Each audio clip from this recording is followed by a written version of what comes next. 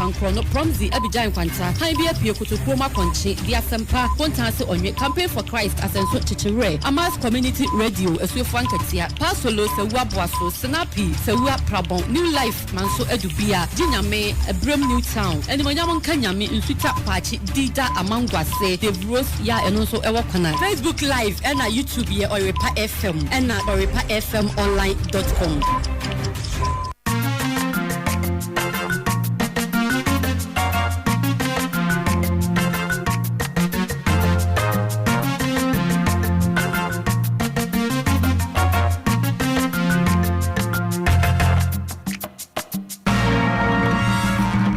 Oyerepa News. Anna, aye wukuyada. Ebo bosome da etoso aduasa. Enye ya ho den, enye ya no den, enye ya ni adi o. Ya so den, oto ya bo den. Ebasa ye bra ye ho ase, ye boye mu ase, ye do onyame ase.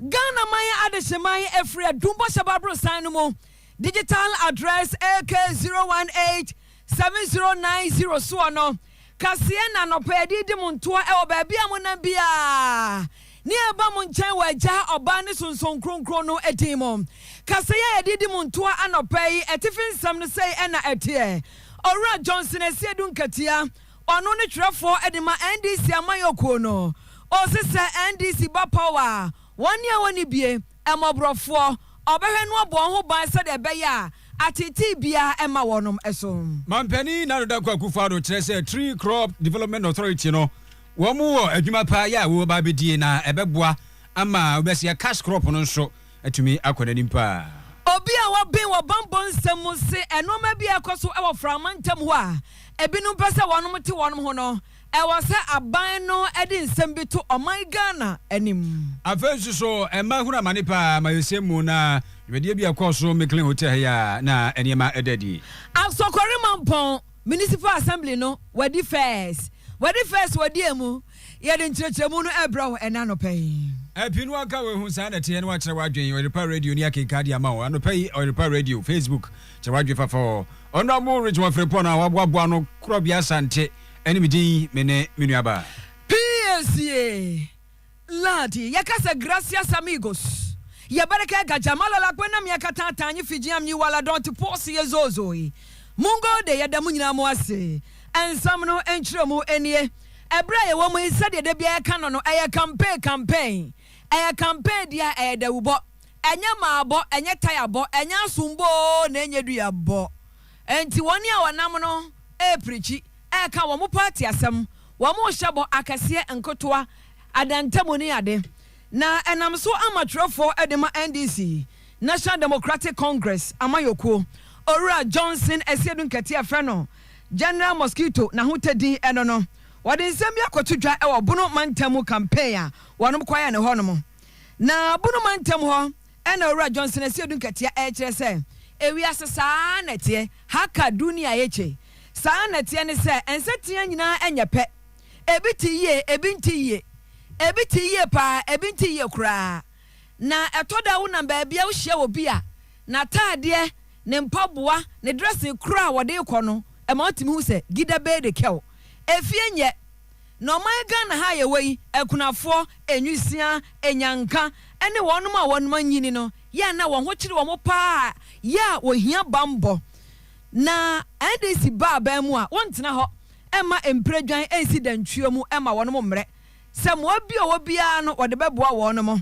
ebi ono nso obeye mre bia ebetimi abo won ho ban titiri akunafo a wonom kununum wonom yirenom efiri mu a ya na ema ahokire eba wono so na ma yedi wonom ani ese prefa enti wonto aba ema NDC amayoko isi nhihye ne se nipa yeti oman mu nyina esese aban dwen ye nyina ye womo ankasa ebetimi adware abanya womo kwan na womo ankasa nware womo anko antimi nware no womo dware womo afuru so a abanyare womo achi emfamo a womo ne nyina ye ntra oman no mu na sondwe mra eno nti nipa ya womo ye mobro wafo wo oman mu womo edi animu pa ye nuanom emma efiri se bibibia ne echa ne asisi ma parliament ne ekwa e ma kakra bi isi kura wuyi oba ya kwato no so aba nyame ampata ya ntoma no ye hia ba bia ne e ka asema esi o e ma no nkotra ba president Mahama pese osesa saade na nananom ye ka ma no so kura no a e ma no so wonchichemu ye wo ma wo so san ya mabro wafo eche wo munua ebi ni akunafo enti ye manifesto no enhihye wom se obi ni kunu ebobobra nyame frɛ ni kunu no a ensese yetete kunafo no eno nti ye mra ye de ba ye behye president Rollins de no a odi kaye no mu kuna se bema wuja ne ira ajapade no chemu ene se ono ankasa ayakaya de a ya ne ye de ye kunafo no ye betwa ni nyina mu. Ora Johnson asiedu nkatia trofo edema NDC amayoko na ni nyina mu dwumadia bi akoso kumasi abonte so nsa mampani na dakwagu fado ono akasa nana mututuo ene ne ntuabo mu no abepiem asante mantemu oba ensu dwumadia pi no a ena wadi ba ko ne se de koso ewo Golden Bee Hotel hoyi enu se mampani epa authority bi ho entoma pa ya ye frɛ no a Tree Crop Authority na sa Tree Crop Development Authority ye nsuade hu no ne se ntitru wo mo duadua no ba yi biti se atia mango ene de keka ho cashew no no enwa asam na ye kan wo se de okoko board no sa authority wesu ba beboa pa na atoto enima bi ete se de mabo obudin ye na wo se enamhye bi afra de ped no ase ena aba na sa eno ba be se nsia wo mfasi woni so ekọ be se ne nsonso no de ene atia no bedi mu ntintima pa na nyankropon ya do kura no enche ba ne coffee ne ade nsoso onim se ebeboa ama sa abrei eno nsoso ne ntretremu no atimi akodanim ama coffee ne dua no aya kono nkofo nso edu ho ahyem papa mampani na da kwa kufado eche se yade bi a so mafo mo mani ade akire na sesi wo mahwe omdu wo ho awuram sakua ye adwumani mu a ntitru atia no kashi no sesi kwada nipa se de o ka se oba obete ho board no yentie.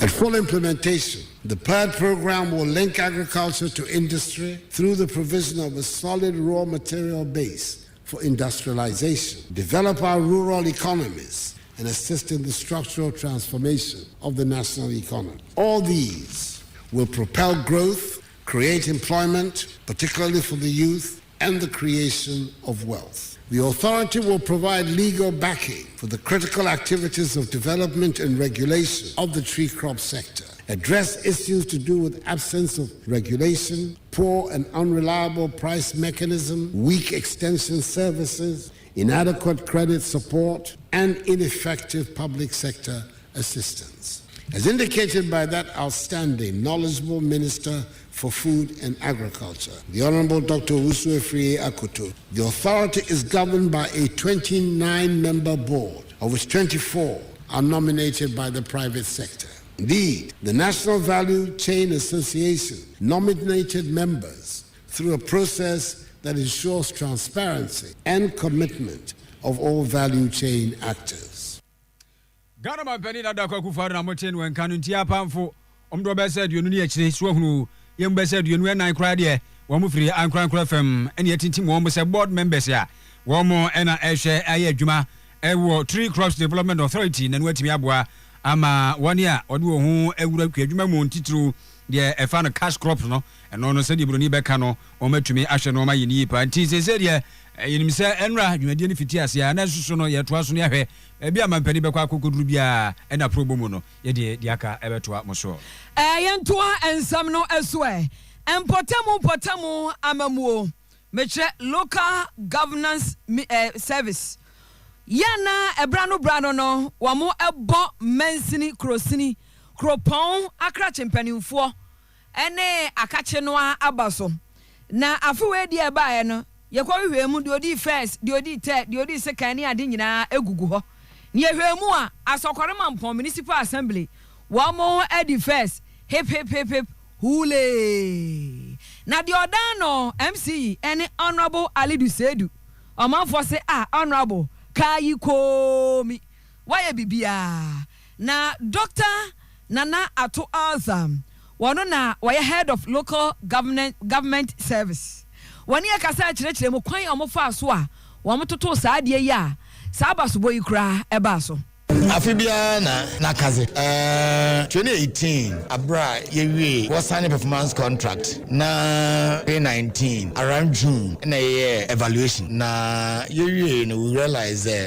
assemblies wa bo modern na in the contracts ye ka de obema wa ye enije people be motivated on there we are hona wa ya de no ye be hona award ono na anam covid nsinzama twentwema afi na mbrene du there and ibotum na yabo first 10 na about say ehwe askroma mpo number 1 number 2 bibioni ahwa so be kwai number 3 tema and others na just mean there we put our heads together yes we be hije to the motivate what do you awon akanza would be ejuma you talk computers you talk printers you talk scanners na in there yes abo we now about you because it's been very very successful. People are very happy. We think that this should also serve as motivation. Other assemblies are 10 or 1 years so they will share best practices so now I name the Mara so that they can also improve upon their performance. At the end of the day, we are looking forward to efficient and effective service delivery in Ghana.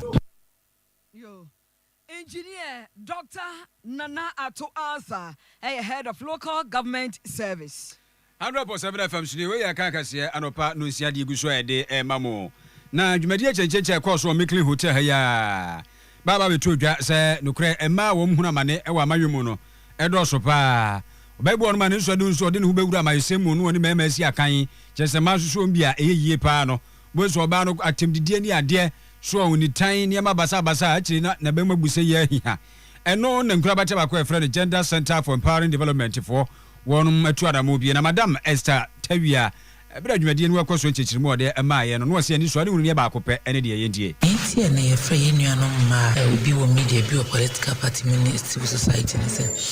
afia about we nim se ema ebe din akoten wo ema ye voters ema ye candidate ema ye party agent ema ye electoral officers enti ema di dwuma bebre wo election ya ba be yi o na mmade bi wo ho aya na ha ma ema bebre na ayakayaka de we a ekoso wa manyoni na fi omu so matumi akomo party nim no ni emma na wo party nim bebrebe no ayeden akasa afa niam o ma besua ho se no mo so mebo ho ban afi insema violence against women na ekoso parties nim in the whole electoral process nim enti eno no Esther Tawia ensem odi tu edwa afi ma no so a eba sia mo mo ntete ho yom de pa se izedi anibie kakra nyakropa dom ba yenti opese obuape na ubenya beme bi na otete sa oban enye man nyina na etimi gina sa de na ya na ebi wo ho ana asese bene no ye mpeni ona ma ye hu se no naturally no hwese ne e wo se yesusu yetimi hye yesusu na ye hu aya ye be fa so ye be wa na yetimi egina ba engo ye se ma ye be sia enja se ye mamba na me aso me hu se ye mamba before no wo ye what to about we after election 6 bebo pe ubehu na ma nyina e mo ofio bi wo hono ma wo kra wo present wo hono ma betumi aboa wo party no na so obi asoro say wo kan wie pa wo so obi ankofie this name enti no enda training we ama me akwenja say me oba so me wo kwenja say me ya politics na me ni eni say me ma obi akwan ama obrema say ana say o kamehye e wo me politics akwen enti e ma no so no we entity de ma wo mu ntinaja wo mu e kire say e beboa pa ama wo mahumanim entente so yanku anim abadia ba ya na ba kenkane bajiri sabetie bedabase no sia pa usima edu miensa yanku Western Togoland wom se Ghana ye ni ba bi ete saade na omanfo bi wo fra amantamu a omo se wo mo ji wo man ama ono man no omo ji o be fra no Western Togoland ye ji man kohwe taya wo hyehye abo a wono etoto ne ade a ho ha aba hono efri na anu fiada de Ghana ye head anti asempa enfri framantamu empotam hotitru Japan ene ne nkwado anankro bi a keka ho enam so ma bambofo akwakire manfo dodo no a ede wono makwa ye kototo wono anom na Colonel Festus Buahen Aboaje retired waye obi a waben ewo bambo ensemu a odi ne dwuma ewo Kofi Annan International Peacekeeping Training Center wasi abaye asam nasi asam no aba na asam ba se ya yetena se ehuru kwa ba fafa so atwitwa ne ha ama asomdua ba enti ebe ya anka aba ne mra bonten emekyere ya saade no mo ye no ɛho abakɔsɛm ahintasɛm adomankɔnsɛm empanyinsɛm ne mebusɛm na ɛno no ɛda nkyɛn a asɛm na basa no ato plans aban no nkyerɛ plans a ɛkwan on bɛfa so a on bɛhwɛ ama asomdwe aba mpɔtam hɔ sɛdeɛ ɛbɛyɛ a ewiase ama aman ɛhwɛ yɛ ya ɔmo nya adwembɔne bia mfa yɛ ho. The leader of this country, the president, the commander-in-chief, must come out and tell Ghanaians what the country knows, what it is doing,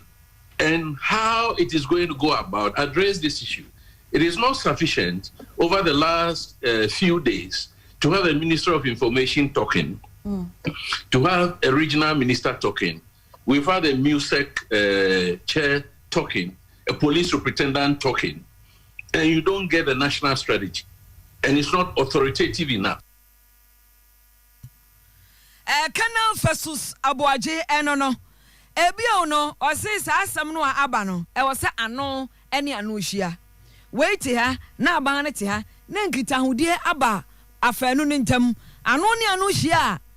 abatofom, ebenam swama asumdwe aba. We are now in the field of negotiation and mediation. We may not need to talk to them directly. We can find third parties to reach out to them, find out what their agenda is all about. But negotiation and mediation do not always and only seek to find solutions. Sometimes it's for purposes of communication. We need to understand them, the basis of their struggle. We need to find out the legitimacy of their struggle. Whom do they represent? Then they also need to understand that as Ghana. So opening up communication channels helps us now to understand each other. What are their interests? What are our interests? What are their, let's call them issues in very broad terms. The whole range of issues they've articulated on their website, So talking to them is not a mistake. At least in our part of the world, West Africa, we talk to our opponents. Ose say ye frɛ wɔn mo ye oyɛkyerɛ no ɛne wɔn tena se ɛnyɛ bɔne so wɔn pɔntimi ma ɛne aba ne mehyia obebetumi abesi wɔn manam mu ɛnyɛ bɔne bia ɛnkyerɛ hwee sanse ye fa ye wɔ ɛwɔ West Africa ebibrem atɔyɛ no so obi ɔtamfo kora no a wohu no ayɛse kyea no Bible kora so kyea ɔtamfo ntia no bɛboa ma asomdwe aba na lawyer Theophilus Donko yɛakye nipa aduasa baako nti lawyer yi ena ejina mu ede ama wonom no se ye ofuntum wo sa matatweni o obi amane asa bi woni ayache wo mo na aduasa baako no omo ni mo hwi o accident ayankwanhia ena nam so ama ya kire wo mo tie be ya aban no nya wo no. My clients have been charged with 3 counts. The first count is conspiracy to commit crime, to wit rioting. They've been charged with rioting, but they did not mention in court that they were rioting with any offensive weapon. They were also charged with unlawful assembly. I must also state that none of the 31 persons that were arrested on Friday, no weapon, no offensive weapon, nothing whatsoever was found on them. Today in court, the prosecution said that they themselves came to court and said that the court has no jurisdiction after I have confronted them with the fact that per section 45 of Act 30, they were supposed to try the case within the voter region.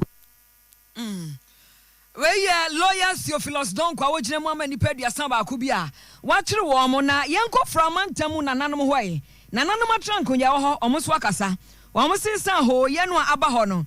ɛhɔ no adane eduamako emu oya na so abo abitum aba no hwɛ na onkama asomdwie emra na pom ho de ba zaman lafia asomdwie sei ebi ni ho togbe topre hodo a wotoso enan wono ne president abedi akire ema nananom a wonom ewo from mentem. Well, we think that there has been a total breakdown of the requisite communication that ought to have taken place between the Border House of Chiefs and at least the government representatives in the region, because the situation is still fluid. And some of us are really worried about the fact that just last night there was some occurrence again. I am no security expert, but I should have imagined that some of these things should have been, steps should have been taken to avert this kind of thing that we had occurring again just last night. So I think it's a situation where we all are not satisfied with the level of security that has been put in place so far in the region. Enti framante mo ekwa nananom empanimfo we president abedi akire eni togbe tepre hodo a wotoso enan na ni nyina musuko ko board pani wapani kase na ekasa iwo kire se fon wa group anya kro padom National Pensions Regulatory Authority for no wo mo de ye magu approve nyankro pa yadom ama kokwakuafo ye do mba beto pension scheme no ma kan no so nyankro pa yadom a ehiri busumi aye kwa kwura mi ani da edi kan da tena ye do Joseph Boahi edu a kyeresa de bi so no hare pa kokwa akrachefo no adwoso kyeresa scheme a ye de ekari koko no de ye manual no de ne ye si adwoso no be se kilos no be se dunan 14 kilos ene ya adwoso no every bag ba ku bia so na o so o de ya be for de aba sei eno me di beduduma. We've worked on it. It's in the hands of the National Pensions Authority. They are the RAFO authority that were tasked by the government to work with us, and we are finished with our part. And they've also finished. What is left is the announcement, and we expect that to happen next month, which starts next 2 days. Everything is done, and the new crop season is going to be open on 1st of October. It's our prayer that on that day it should be announced. Ora Joseph Boahi edu koko board penny eno no nti say yes fidie ni fofra ba ye di kari koko no nti se ba ye obi ntimi nwia obi no chichemu kakra wade ama afesusu no koko akuafo ye de mo ba beto pension scheme no so a eno so mu nkomo ena muate no ba he ba center no peko ne nsa yade se kasemu hankwa de bia ka kire so atoso agogo ene ye wo ye nkwa wagina ne yebua ba o ba pa 0244083482 na wano no better GPC aba mesha ama be ma prostate no adida ye kama obi wano ma ne sisimu ka ne due ade akin ye be no mbe ye fra no better GPC aba mesha edupanie papa better no pe mu achi tututum ko ba bia tuntu no tise promise ba na ne nkaye no a onsa be kame 0266912791 bo she be electricals na no pe ye bie no obi amra no ma je nkane appliances papa mfanko kodi ni juma fe Boshebe Electricals obiase ye momode na bra edai mu na be gidudu obi a wohia kokoto nya mfa so ate 0541125339 messages no do aba Mr. Odoi Granting Belgium Antwerp and now they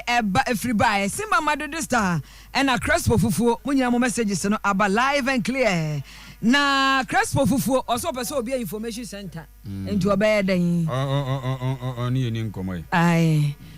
nti finito yeko na ye nyamo ase ye damo ase